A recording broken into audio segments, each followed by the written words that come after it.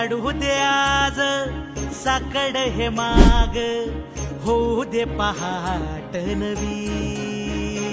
आता होऊन जाऊ दे साऱ्या जगाला पाहू दे, पडू दे पाऊल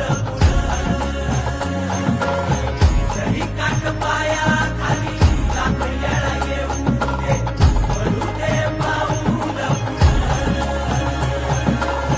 मोठी लढाई र लढू मातीसाठी र गड्या, मनगटाचं जोर लावून. दाटला जरी अंधार एकजूट होऊ आज, दिवा देऊ तेज धावून.